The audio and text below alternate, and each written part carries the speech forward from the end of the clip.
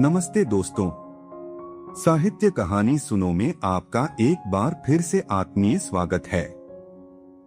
हमारी आज की कहानी का नाम है कंकाल और आज इसका चौथा एपिसोड होने जा रहा है। तो आइए बिना देर किए चलते हैं आज की इस रहस्यमयी और मर्मस्पर्शी कहानी की ओर। मंगल ने एक चिट पर पता लिख कर दे दिया और कहा, मैं भी प्रबंध करता हूँ। जब अवसर मिले लिखना पर एक दिन पहले ही अम्मा के पैरों की आवाज सीढ़ियों पर सुनाई पड़ी और मंगल उठ खड़ा हुआ। उसके आते ही उसने 5 रुपए हाथ पर धर दिए। अम्मा ने कहा, बाबू साहब चले कहाँ? बैठिए भी नहीं, फिर किसी दिन आऊंगा। तुम्हारी बेगम साहिबा कुछ बोलती ही नहीं, इनके पास बैठकर क्या करूंगा। मंगल चला गया। अम्मा क्रोध से दांत पीसती हुई गुलनार को घूरने लगी। दूसरे तीसरे दिन मंगल गुलनार के यहाँ जाने लगा, परंतु वह बहुत सावधान रहता। एक दुष्चरित्र युवक भी वहाँ आता था। कभी कभी मंगल से उसकी मुठभेड़ हो जाती, परंतु मंगल ऐसे लहजे से बात करता कि वह मान गया।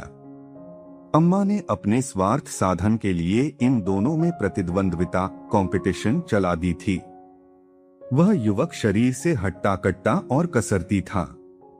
उसके ऊपर के होंठ मसूड़ों के ऊपर ही रह गए थे, जिससे दांतों की श्रेणी सदैव खुली रहती थी। उसकी लंबी नाक और लाल आंखें बड़ी डरावनी और रोबीली थीं। परंतु मंगल की मुस्कुराहट देखकर वह भौचक्का सा रह जाता और अपने व्यवहार से मंगल को मित्र बनाए रखने की चेष्टा किया करता।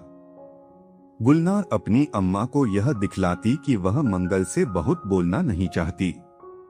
एक दिन वह गुलनार के पास बैठे थे।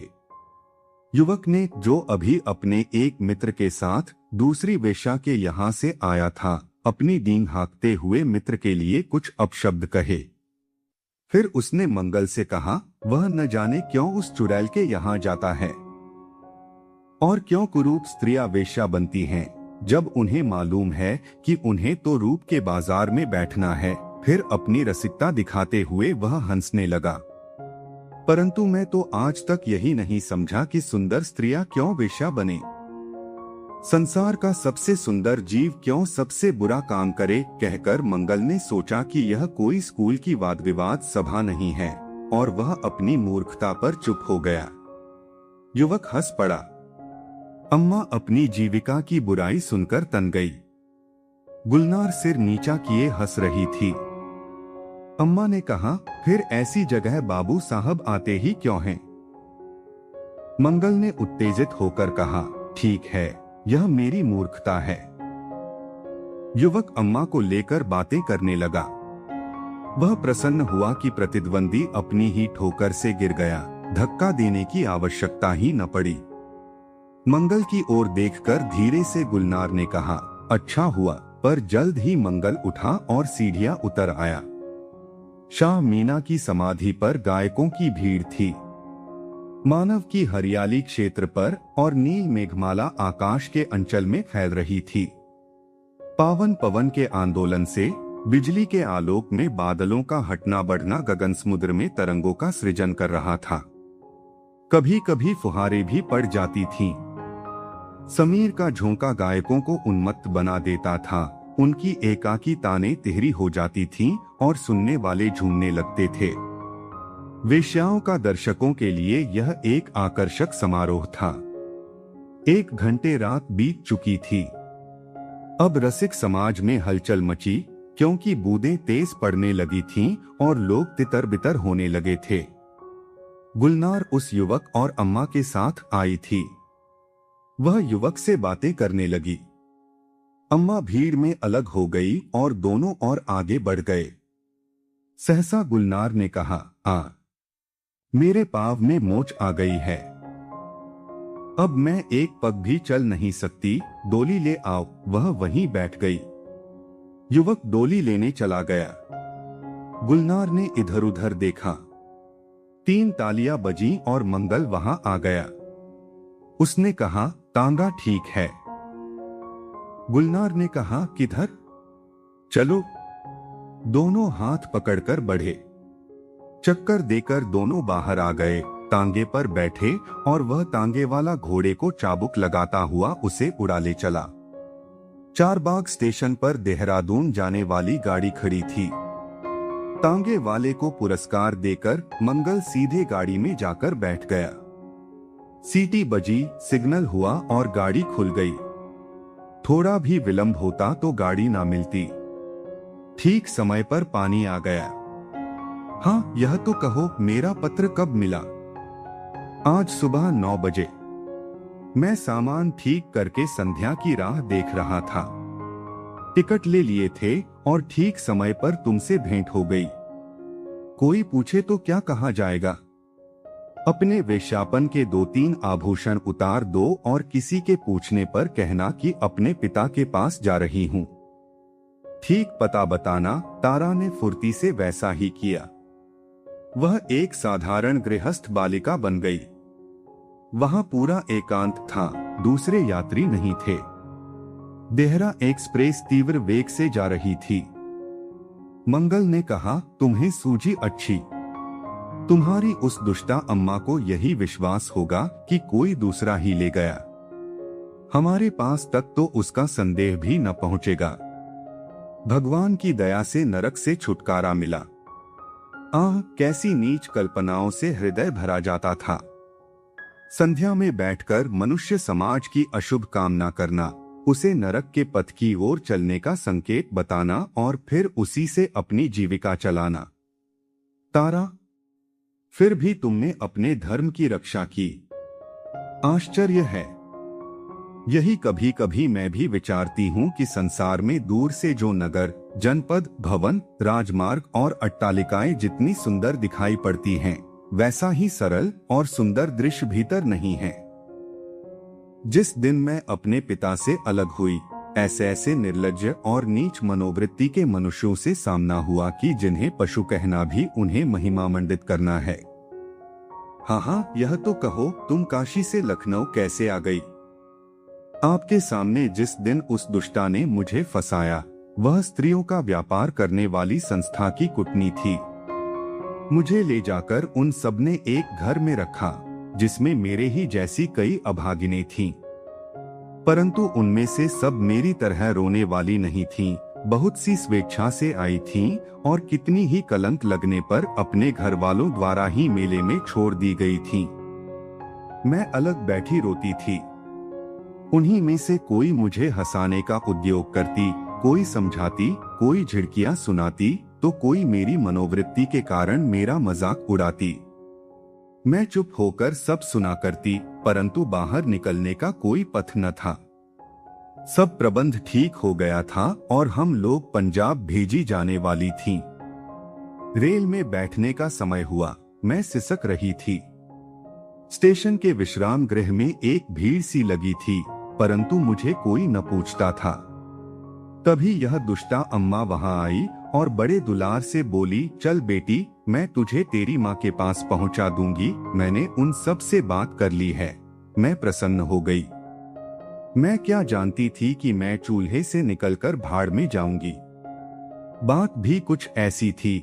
मुझे उपद्रव मचाते देखकर उन लोगों ने अम्मा से कुछ रुपया लेकर मुझे उसके साथ कर दिया और मैं लखनऊ पहुंच गई।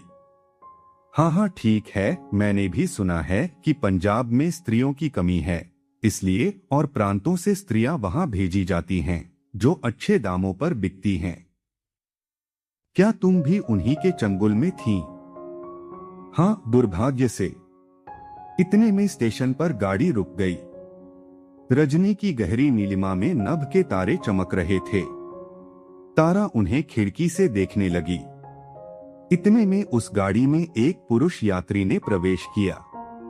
तारा घूंघट निकाल कर बैठ गई और वह पुरुष अपना गट्ठर रखकर सोने का प्रबंध करने लगा। 2-4 क्षण में गाड़ी चल पड़ी। तारा ने घूमकर देखा कि वह पुरुष मुंह फेरकर सो गया है, परंतु अभी उसके जगे रहने की संभावना थी।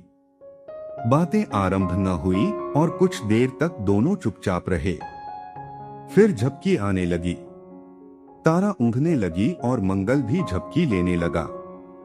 गंभीर रात्रि के अंचल से उस चलती हुई गाड़ी पर ठंडी हवा चल रही थी। आमने सामने बैठे हुए मंगल और तारा निद्रावश होकर झूम रहे थे। मंगल का सिर टकराया और उसकी आंखें खुल गईं। तारा का घूंघट उलट गया था। उसने देखा गले का कुछ अंश, कपोल और मुंदी हुई आंखें जिन पर भौहों की काली सेना का पहरा था। वह न जाने क्यों उसे एकटक देखने लगा। सहसा गाड़ी रुकी और एक तेज धक्का लगा।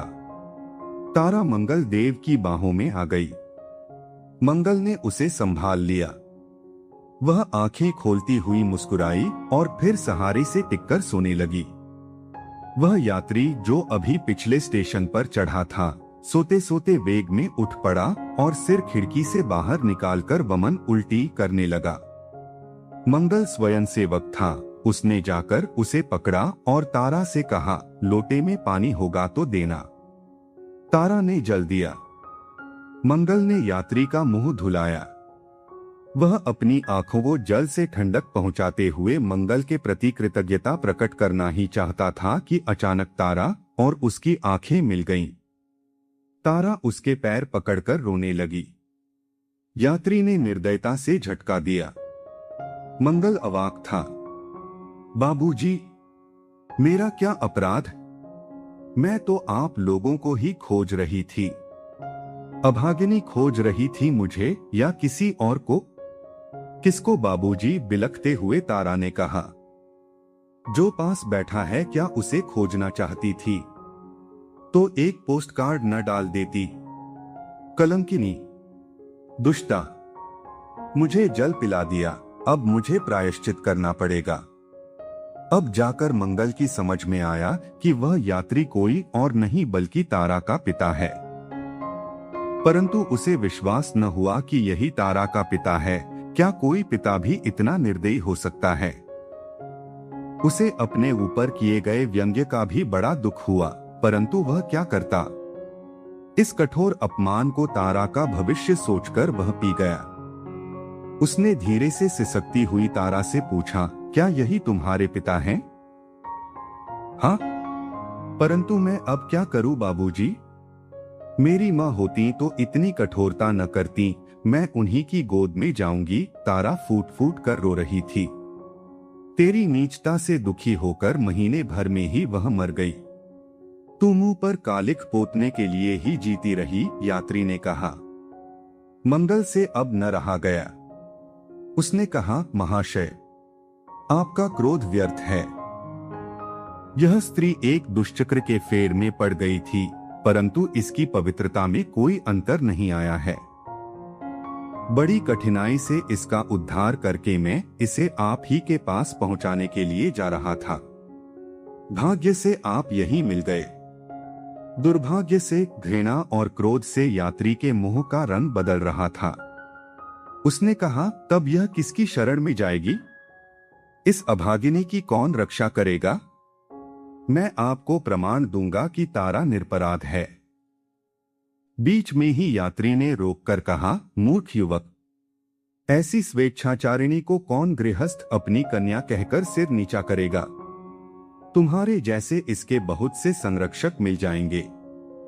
बस अब मुझसे कुछ न कहो। यात्री का क्रोध उसके अधरों पर साफ दिख रहा था। तारा अधीर होकर रो रही थी और युवक इस कठोर उत्तर को अपने मन में तौल रहा था। गाड़ी बीच के छोटे स्टेशन पर नहीं रुकी। स्टेशन की लालटेनें जल रही थीं। तारा ने देखा एक सजा सजाया घर भागकर कहीं छिप गया। तीनों चुप रहे। तारा क्रोध और ग्लानि से भर रही थी। वह निराशा और अंधकार में विलीन हो रही थी। गाड़ी दूसरे स्टेशन पर रुकी और सहसा वह यात्री उतर गया। मंगल देव कर्तव्य की चिंता में व्यस्त था और तारा अपने भविष्य की कल्पना कर रही थी। गाड़ी अपनी धुन में गंभीर अंधकार को चीरती हुई आगे बढ़ने लगी। तो दोस्तों, जयशंकर प्रसाद जी की उपन्यास विधा की रचना कंकाल के आज के चौथे एपिसोड में बस इतना ही। तारा और मंगल की यह कहानी आगे क्या मोड़ लेगी? क्या तारा को उसका खोया हुआ सम्मान मिल पाएगा? यह जानने के लिए जुड़े रहिए हमारे साथ। मैं आशा करता हूं कि आपको यह कहानी पसंद आई होगी। अगर आपको यह एपिसोड अच्छा लगा तो वीडियो को लाइक करें, चैनल को सब्सक्राइब करें और अपने विचारों को कमेंट बॉक्स में जरूर साझा करें। जल्द ही मिलते हैं इसके अगले भाग के साथ। तब तक के लिए सुनते रहिए साहित्य कहानी सुनो। धन्यवाद।